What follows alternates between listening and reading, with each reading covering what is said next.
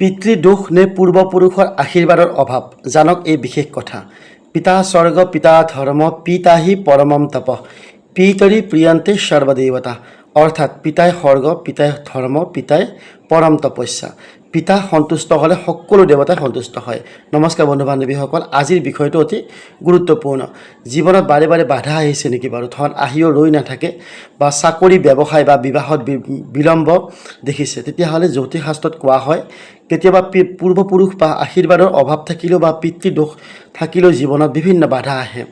আজি মই ক'ম কিছুমান লক্ষণ আৰু এটা সহজ প্ৰতিকাৰৰ বিষয়ে। ভিডিঅ'টো শেষলৈকে চাওক।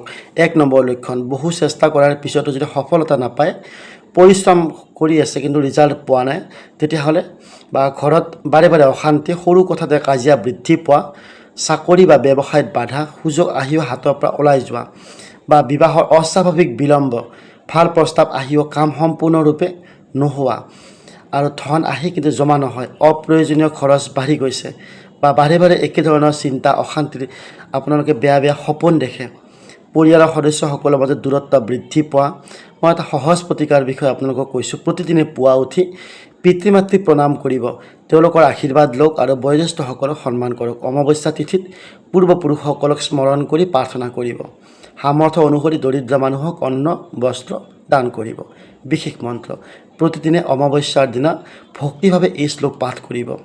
পিতা স্বৰ্গ পিতা ধৰ্ম পিতাহি পৰমম তপ পিতৰি প্ৰিয়ন্তে সৰ্বদেৱতা। বন্ধু বান্ধৱীসকল, মনত ৰাখিব, পিতৃ মাতৃৰ সেৱা আৰু আশীৰ্বাদতকৈ ডাঙৰ উপায় খুব কমেই আছে। জীৱনত উন্নতি সুখ আৰু শান্তিৰ বাবে তেওঁলোকৰ সন্মান কৰাটো অতি প্ৰয়োজনীয়। যদি আপুনি নিজৰ জন্মকুণ্ডলী অনুসৰি পিতৃদোষ ভাগ্যদোষ বা ধনযোগ বা গ্ৰহদোষ জানিব বিচাৰে, নিজৰ জন্ম তাৰিখ জন্ম সময় আৰু জন্মস্থান ইনবক্সত পঠিয়াব পাৰে। মই চাই আপোনালোকক জ্যোতিষী মত অনুসৰি পৰামৰ্শ আৰু প্ৰতিকাৰ জনাম। ভিডিঅ'টো ভাল লাগিলে শ্বেয়াৰ কৰিব আৰু পৰৱৰ্তী ভিডিঅ' মোৰ পোৱাৰ কাৰণে পেজটো ফ'ল' কৰি লগত থাকিব।